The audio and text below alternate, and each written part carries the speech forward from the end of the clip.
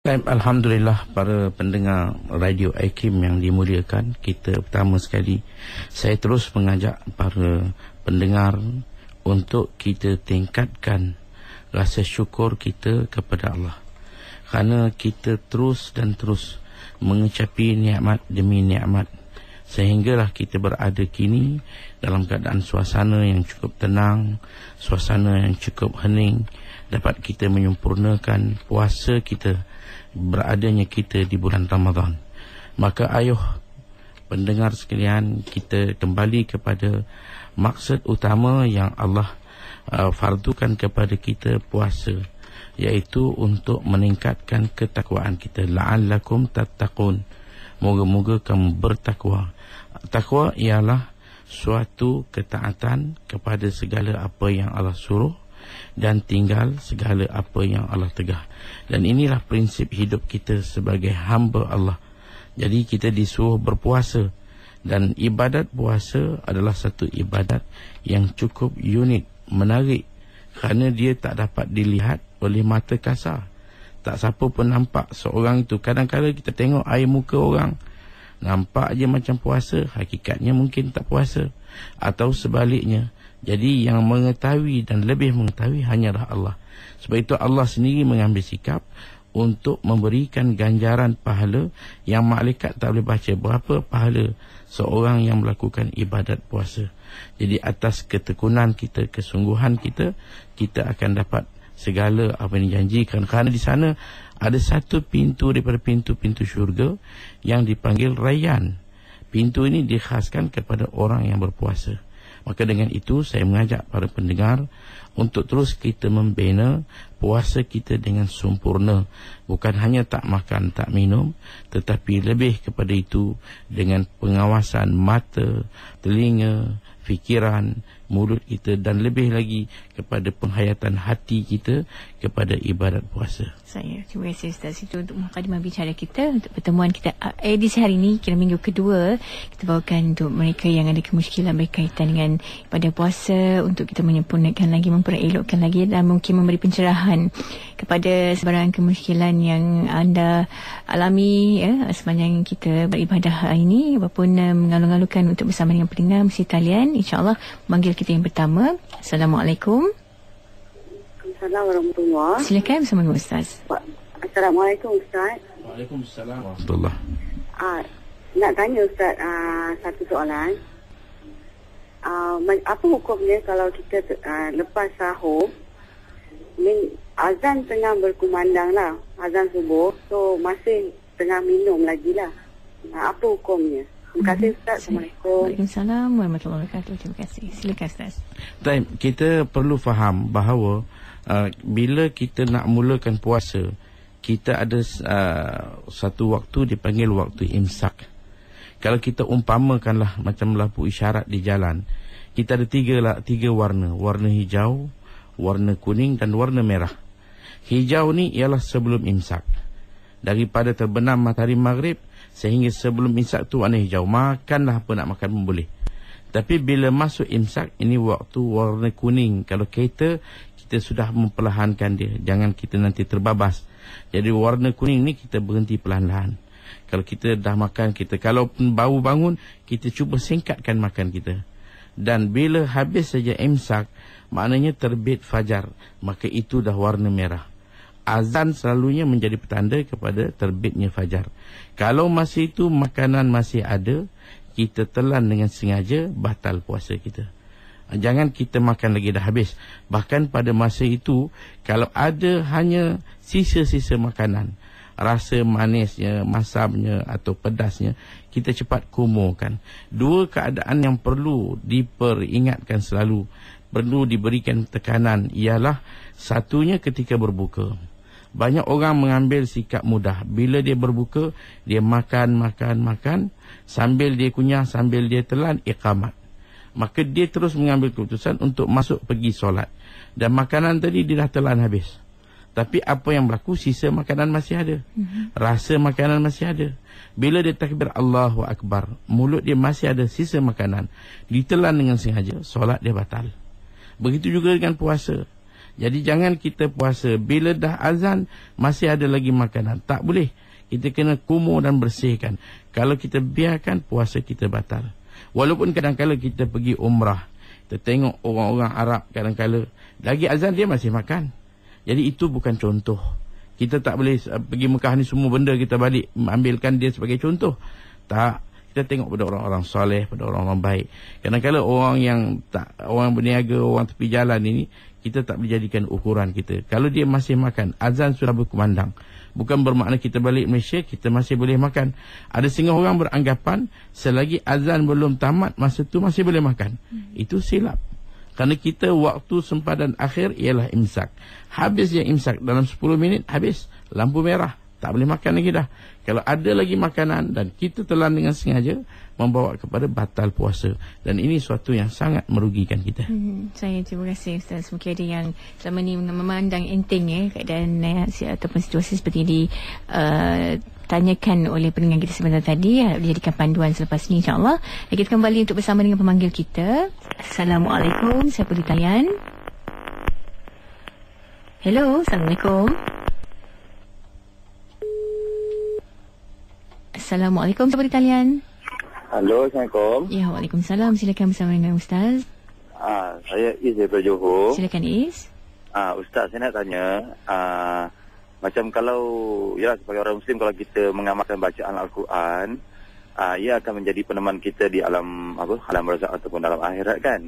So saya nak tanya, kalau kita selain daripada bacaan Al-Quran, kita amalkan zikir-zikir ataupun tasbih ataupun yang seumpamanya, adakah ia juga akan jadi peneman kita pada akhirat nanti?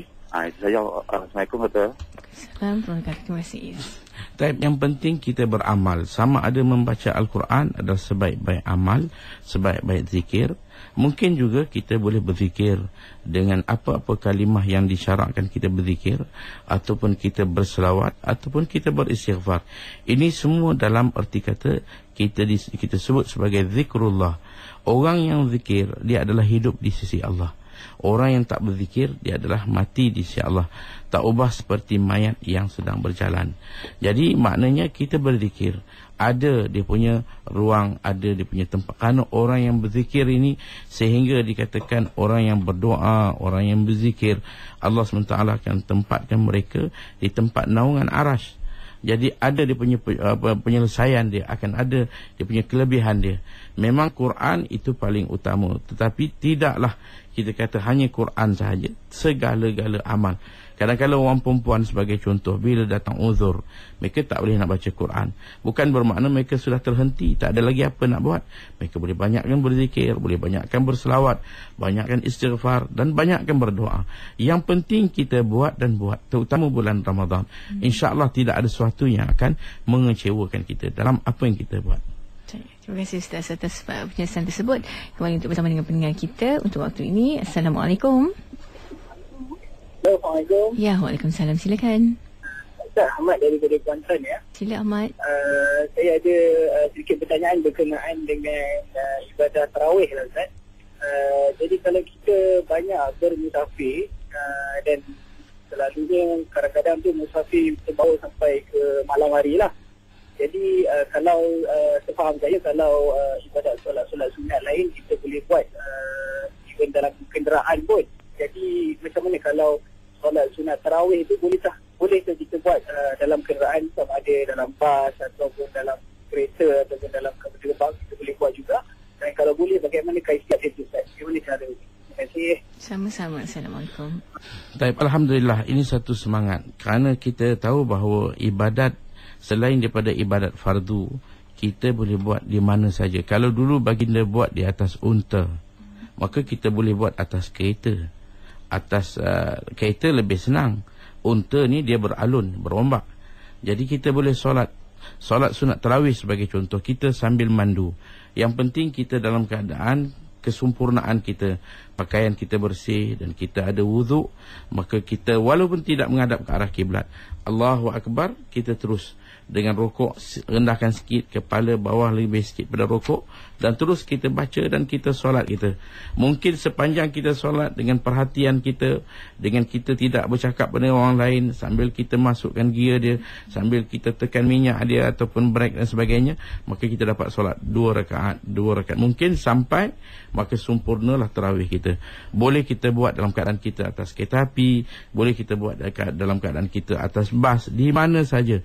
Solat sunat ni boleh buat walaupun kita berada dalam perjalanan di atas kenderaan, kita boleh buat walaupun bas itu tidak menghadap kiblat ataupun tidak betul dia punya arah dia, tak ada masalah. Yang penting ibadat sunat boleh buat walaupun sambil kita duduk. Kita boleh buat solat atas kereta api, atas bas, atas kapal terbang. Kita buat, yang penting ialah kita perlu ada kesempurnaan. Syarat-syarat lain kita kena jagalah. Mungkin syarat rokok sujud tak dapat, tapi kita kena ada wuduk, pakaian kita kena bersih, maka kita boleh buat solat kita. InsyaAllah kalau dalam perjalanan, buatlah solat. Contohnya untuk tarawih. Yang penting tarawih ni dia dibuat selepas isyak. Katakan kita dalam perjalanan, kita dah buat solat maghrib dan isyak dalam bentuk jamak takdim. Habis maghrib, sudah buat pula isyak. Maka kita boleh buat langsung tarawih walaupun belum masuk isyak. Yang penting selepas perbuatan solat isyak. Jadi kita buat tarawih. Sementara kita nak sampai ke setempat, maka tarawih kita dah sempurna. Maka kita telah bagi satu masa yang cukup baik dalam kita menyempurnakan ibadat. Maka ini suatu yang cukup tepat kita mengisikan ruang, iaitu dengan melakukan solat dalam perjalanan. Terima kasih Ustaz. Memberi pencerahan kemusykilan daripada pendengar kita seperti tadi. Kembali untuk bersama dengan anda waktu ini. Assalamualaikum. Assalamualaikum. Ya, waalaikumsalam. Silakan. Nak tanya pasal ruangan sekarang ni bukan nombor ni ke? Hello. Dia action. Ya, IKIM FM bersama dengan Ustaz Fazli. Ada soalan? Itulah saya nak tanya soalan dengan dia. Silakan. Assalamualaikum. Waalaikumsalam warahmatullahi. Ini Ustaz, saya nak tanya pasal nazar. Macam ni, pada saat dulu saya ada menazar dalam satu kampung ni. Tapi sekarang kampung tu dah tak ada lagi di situ. Orang dah tak duduk dah. Tapi berdekatan dengan kampung tu ada orang buat sekolah tahfiz. Jadi macam mana Ustaz kedudukan nazar? Nazar apa tu? Nazar saya saya menazar kalau saya dapat apa yang saya inginkan tu, saya nak buat kenduri dekat kampung tu. Tapi masalah ni kat kampung yang saya duduk dulu tu dah tak ada orang duduk dah. Terima kasih Puan dengan saya Ustaz. Assalamualaikum. Kita bernazar untuk melakukan sesuatu. Bila kita dapat apa yang kita nak, orang pun dah cukup dah. Kalau kita bagi makan orang lebih ramai, terutama bulan Ramadan, maka itu lebih sempurnalah nazar kita. Saya nak solat, sekurang-kurang 2 rakaat pun dah cukup. Saya nak puasa 1 hari pun dah cukup. Saya nak bersedekah, sekadar sesuatu yang orang boleh dapat dan dia boleh manfaatkan. Jangan sampai 1 sen nak buat apa. Jadi maknanya nazar nak bagi orang makan. Walaupun 1 orang dah bagi makan dah. Cuma kalau kita bagi lebih dalam bulan puasa kepada anak-anak tahfiz, maka itu satu langkah yang baik. Boleh kita sempurnakan. Maknanya usaha kita tadi telah menepati apa yang kita telah nazarkan. Terima kasih Ustaz. Dan kita kembali untuk bersama pendengar kita 036205 1500. Semangat kita akhir mungkin sebelum kita berhenti rehat. InsyaAllah. Assalamualaikum. Silakan siapa di talian. Okey, hello. Assalamualaikum. Ya, waalaikumsalam. Silakan bersama dengan Ustaz. Saya Ishak daripada Berapa Pahang. Cik Ishak, silakan. Terima kasih. Assalamualaikum Ustaz. Waalaikumsalam warahmatullahi. Saya nak tanya Ustaz ni. Tapi lagi tajuk sikit lah Ustaz. Ya. Masalah hutang dengan Cina kan. Saya dulu berniaga. Kalau berniaga adalah hutang dengan Cina kan. Ya. Jadi saya nak bayar yang Cina tu, nak cari dia di mana. Saya dulu dah duduk Perak, saya duduk berniaga dulu kan. Kalau saya duduk mari Pahang, saya duduk Pahang ni, dapat melakor di Pahang ni kan. Dia nak bayar hutang Cina, satu alamat kata tak bayar-bayar, satu alamat lagi dia kata kena bayar. Jadi saya nak bayar tu cara macam mana? Hutang tu hutang dengan Cina Ustaz tolong urut sikit lah. Saya nak dengar cara macam mana. Okey, Cik Ishak, kita dengar di radio. Terima kasih. Assalamualaikum. Waalaikumsalam. Balik kepada masalah hutang. Bila kita berhutang, kita tak kira lah sama ada hutang kita dengan orang Islam ke ataupun bukan Islam. Kerana golongan bukan Islam di negara kita, mereka dalam status sebagai zimmi. Zimmi ini adalah sahabat kita lah. Jadi kita tak boleh buat apa-apa sesuatu yang boleh menyakitikan mereka. Jadi kalau kita berhutang, kita kena bayar. Walaupun dengan China, dengan India, kita hutang kena bayar. Sekarang ni kita tak tahu. Kita cubalah usaha pergi ke tempat yang kita berhutang. Mungkin kita hutang dia semasa sedang berniaga. Maka kita cuba tanya, mana toki kedai ni dulu? Orang kata ni dah pindah ke sana, cuba dapatkan alamat. Kalau tak ada, orang kata dah mati dah pun. Maka boleh tahu tak dia punya keluarga dia. Kalaulah usaha kita setahap itu tak jumpa juga, tak dapat, maka kita niatkanlah apa yang kita hutang kita bagi, mudah-mudahan dengan apa yang kita bagi pada pihak-pihak tertentu yang perlu, sama ada kita bagi pada orang miskin, apa saja kita bagi dengan niat supaya kelebihan ini Allah mudahkan urusan orang bukan Islam tadi, supaya mungkin tergerak di hati dia nak masuk Islam, Allah permudahkan hidup dia. Kerana orang bukan Islam, kita kena sentiasa doakan dia supaya dapat petunjuk. Mungkin kita tak boleh nak doa dia doa sihat ataupun doa kaya, tapi kita doa dapat petunjuk. Mereka ni kita doa dapat petunjuk, insya-Allah. Daripada 10 mungkin hari ni kita doa, tahun ini kita doa dapat 1, tahun depan doa lagi, dan doa kita amat simpati pada keadaan mereka. Kerana kita orang Islam hari ni tak terdaya nak pergi, nak cakap, nak dakwah secara langsung. Kerana kita tak dapat nak tunjuk Islam yang macam mana kita nak. Kadang-kadang dia kata kau pun aku sama je. Jadi untuk itu kita kata kita perbaiki orang Islam dulu, tapi dalam masa yang sama kita doa untuk mereka, ya Allah bukakanlah hati jiran. Kadang-kadang mereka ni baik sangat, bermuamalah dengan kita cukup baik, cuma kita tinggal nak ajak dia masuk Islam tu je. Jadi kita cuba dengan penuh hikmah, maka kita ajak dia masuk Islam, dan kita ada apa masalah hutang kita bayar. Kalau tak ada dia pada anak keluarga dia, kalau tak ada kita bagilah pada siapa-siapa sebagai niat kita untuk kita bayar hutang kita. Yang penting kita bayar, insya-Allah Allah SWT akan bagi atas niat kita yang betul tadi, insya-Allah. Terima kasih Ustaz. Dan kita akan berhenti rehat seketika, tapi insya-Allah bakal kembali bersama dengan Ustaz Fazli selepas ini untuk mereka yang ada kemusykilan berkaitan dengan ibadah puasa kita. Insya-Allah bagi kita rongkaikan kemusykilan anda. Selepas ini jangan ke mana-mana, terus setia bersama kami. Ikuti rancangan Tazkirah Ramadan selama 15 minit yang menyentuh tentang tuntutan berpuasa dan tips-tips meningkatkan kualiti puasa kita dan cara terbaik beramal ibadah di bulan Ramadan. Yang dibawakan khas oleh bin Nordin Syekh Syed 15 Shah Alam untuk keperluan haji dan umrah, buku agama dan busana muslim. Segalanya tersedia untuk anda hanya di IKIM FM. Sidang pendengar yang dirahmati Allah, Assalamualaikum warahmatullahi wabarakatuh. Mewakili Profesor Dr. Razali Nawawi daripada Akademi Al-Quran Medik Malaysia, peluang dibuka kepada anda untuk melanjutkan pelajaran dalam bidang perubatan, pergigian, farmasi dan ulum Islamia di Universiti Mesir. Peluang ini dibuka kepada semua kaum. Kos pengajian dan sara hidup yang rendah. Kelayakan minima adalah SPM. Bahasa pengantar adalah dalam bahasa Inggeris sepenuhnya. Selain kursus ulum Islamia, keadaan di Mesir adalah selamat dan terjamin. Kini, terdapat kira-kira 3,000 pelajar Malaysia dalam bidang perubatan, pergigian dan farmasi di Mesir. Jangan lepaskan peluang ini, buatlah permohonan segera. Sila layari website kami www.aqm.my. Saya ulangi, www.aqm.my atau hubungi 019 233 6611. Saya ulangi, 019 233 6611.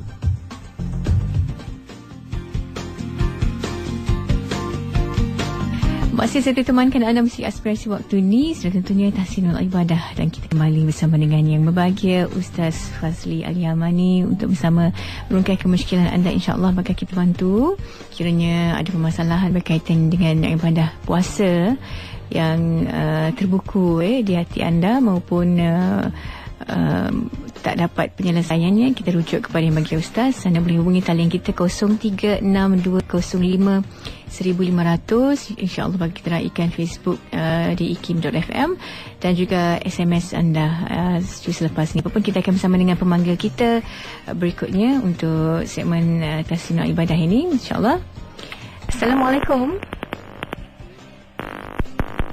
Okey, sekali lagi. Assalamualaikum, siapa di talian? Waalaikumsalam warahmatullahi taala wabarakatuh. Saya Abdul Manan daripada Pulau Pinang, Ustaz. Assalamualaikum, Ustaz. Waalaikumsalam warahmatullahi wabarakatuh. Nak tanya, Ustaz, mengenai ilmu tu penting kita belajar, tetapi macam mana keadaan menangguhkan sembahyang tarawih untuk dengar tazkirah?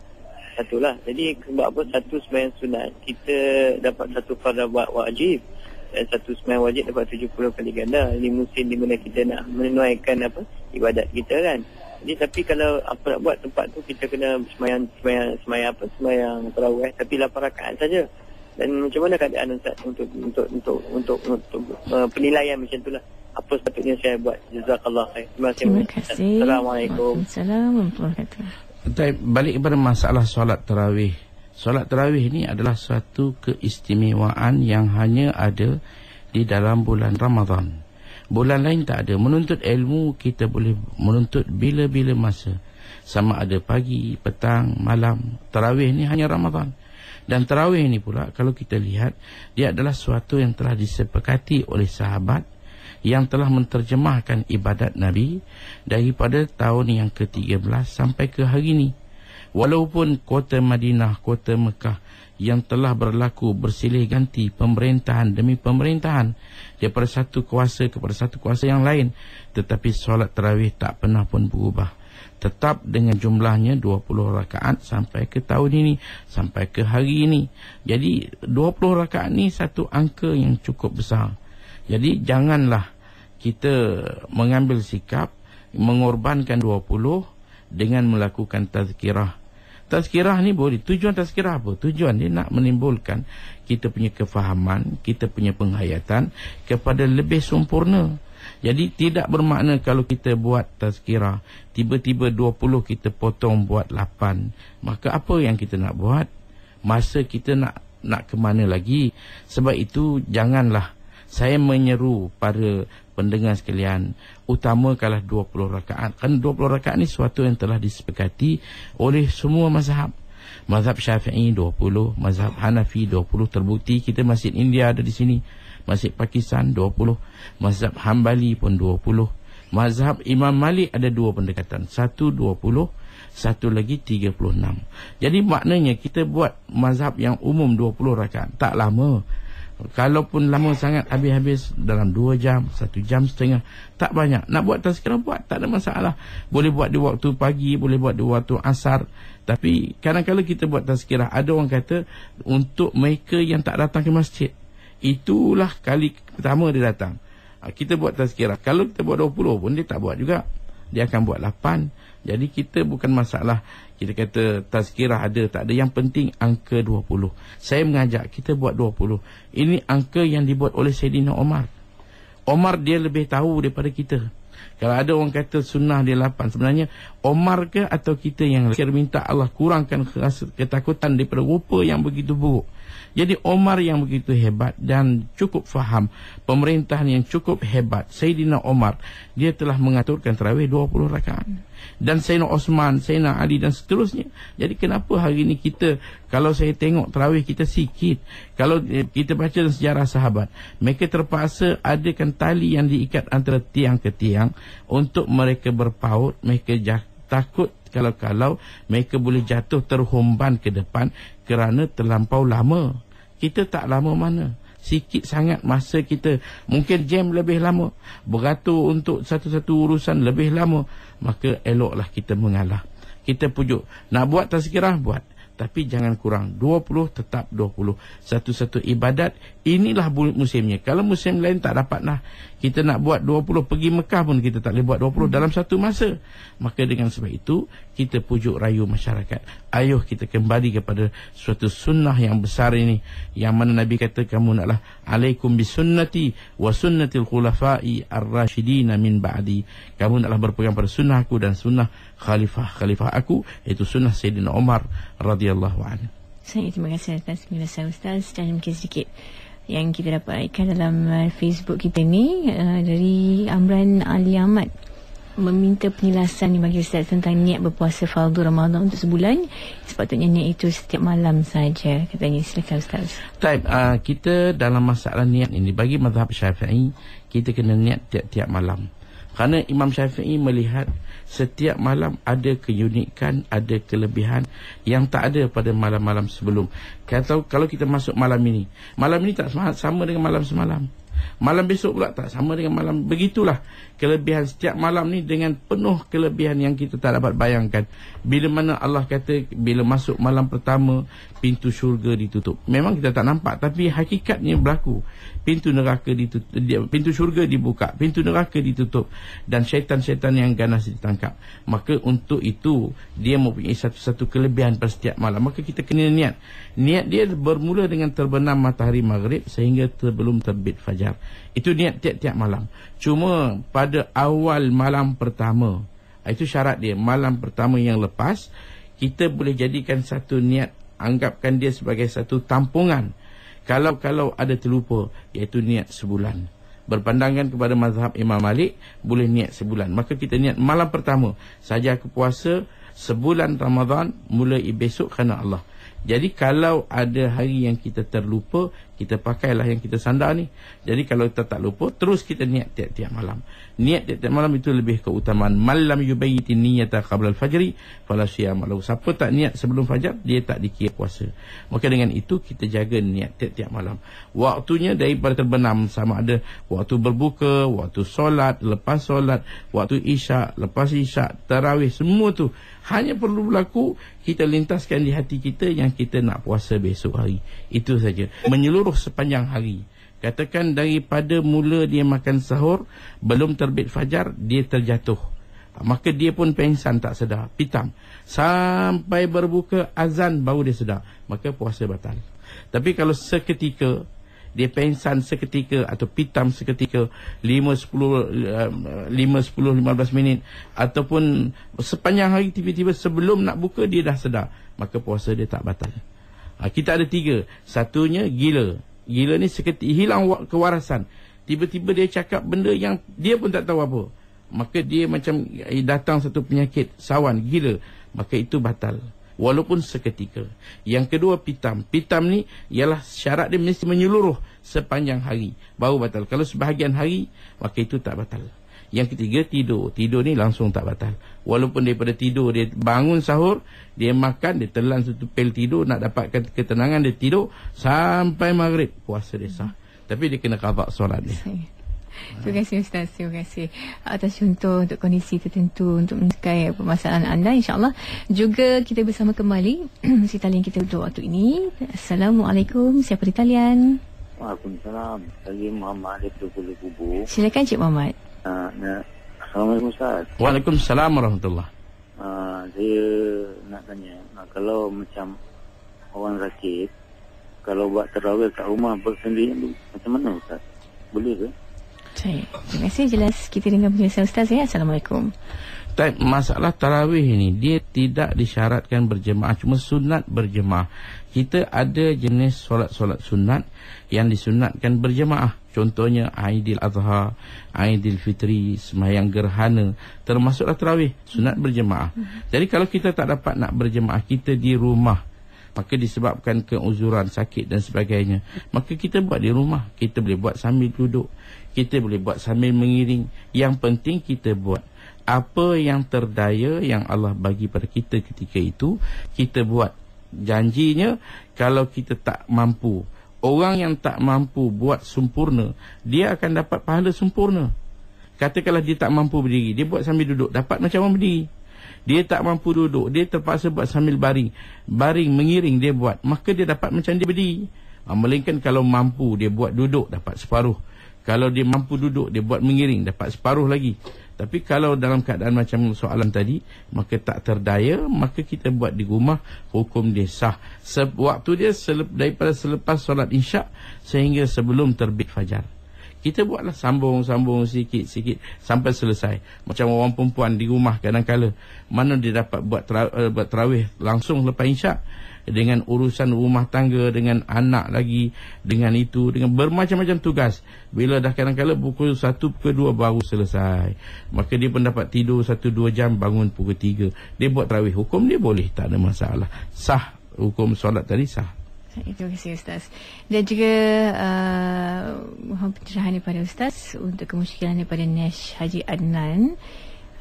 Assalamualaikum Ustaz. Katanya kalau kita nak saja solat isyak dan tarawih saja 20, yang witir mereka tangguh kerana nak buat lewat malam. Boleh, baguslah kalau boleh buat lewat malam. Cuma soalan dia tak ada berjemaah. Kalau ada kawan-kawan berpakat, okey kita 3, 4 orang, 5, 6 orang, kita janji pukul 5 kita pergi masjid, kita buat kita punya solat witir kita secara berjemaah, maka bagus. Pukul 5 semua orang datang, kita buat witir pula, boleh, tak ada masalah. Itulah paling baik. Tapi masalahnya kalau kita bangun pukul 5 ataupun awal akhir malam, tak ada siapa, kita seorang je, eloklah kita berjemaah. Kita buat 3 bersama imam. Nanti bila balik kita sempurnakan lagi 2, 8 rakaat, jadikan jumlah witir kita 11 rakaat.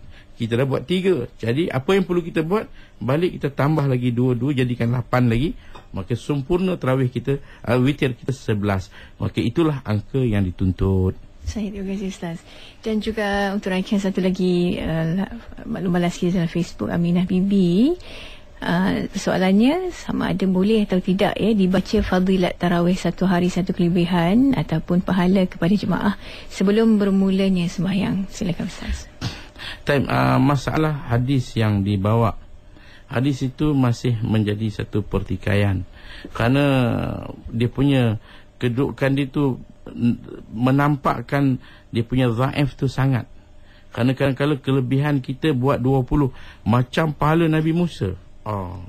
Itu lebih sangat over kita punya, padahal kita buat bukan susah mana pun, dalam ekon perut pun dah kenyang, tak ada susah sangat. Jadi hadis tu dipertikaikan. Jadi elok kita tak baca hadis tu, walaupun kita tak tahu status dia macam mana, kita tak baca. Walaupun ada orang kata palsu, kita tak beranilah nak kata palsu ke apa ke. Cuma kita kata jangan kita baca. Untuk kita seorang mungkin, tapi untuk ramai banyak hadis lain lagi.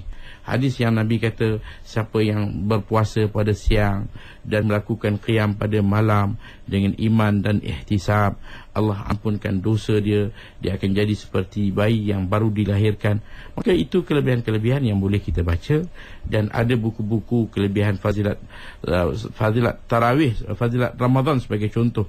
Ada satu kitab yang dikarang oleh seorang ulama India, Maulana Zakaria rahmatullah ta'ala alaih, Fazilat Ramadan.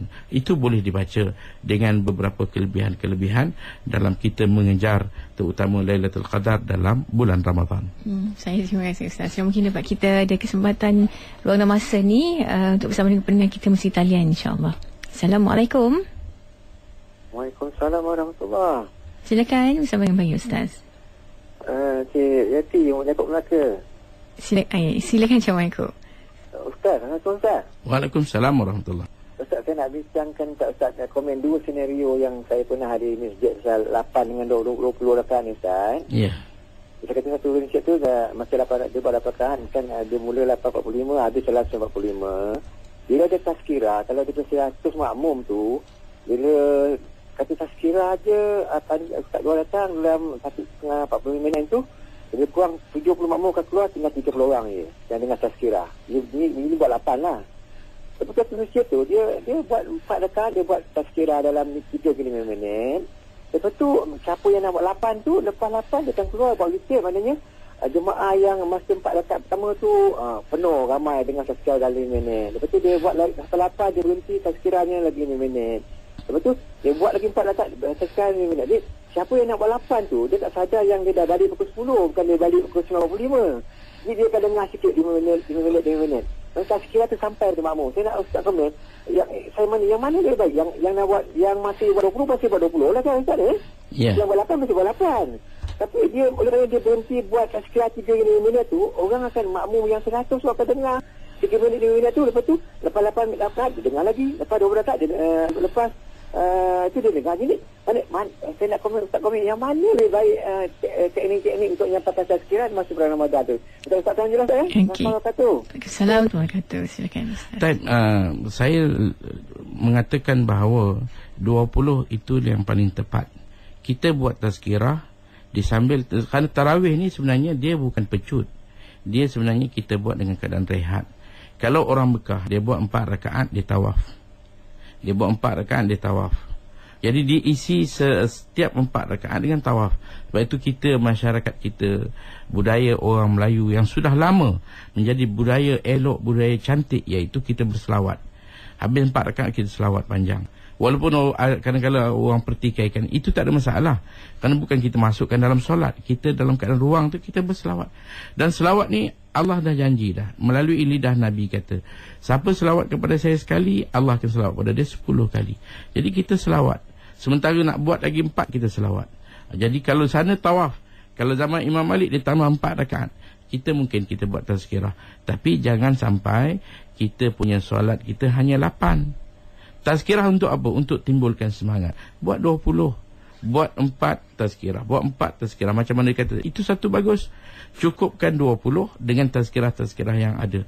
Kerana saya suka mengatakan, kita bila pergi solat Isyak, sebab itu lepas maghrib kita rehat seketika, kita mandi sikit. Kerana sunat mandi, Nabi mandi tiap-tiap malam.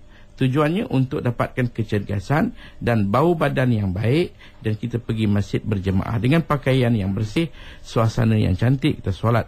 Kerana suasana tarawih adalah suasana malaikat. Kemudian kita buat tarawih kita. Kita duduk dalam masjid. Alhamdulillah di Malaysia, terutama di bandar, banyak masjid sudah ada kemudahan-kemudahan hawa dingin. Tak cukup hawa dingin pun kipas ada. Memang cukup selesa lah. Sebab itu kita kata orang beriman ni bila duduk dalam masjid tak ubah seperti ikan dalam air. Tapi sebaliknya orang munafik duduk dalam masjid seperti burung dalam sangkar. Jadi kita nak tanya, ni burung ke ikan ni? Jadi kalau yang datang gelisah je macam burung nak terbang, dia nak pergi mana? Dia pergi pohon-pohon pokok yang dah mati. Dia pergi tepi-tepi jalan bersembang, duduk dalam kereta bersembang.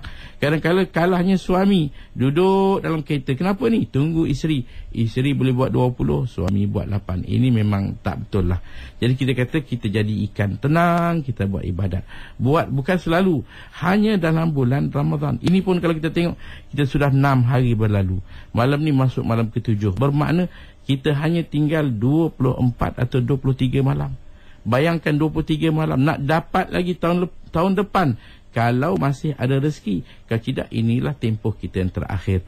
Anggaplah ini sebagai satu bekalan kita. Usahalah insya-Allah kita pujuk rayu diri kita.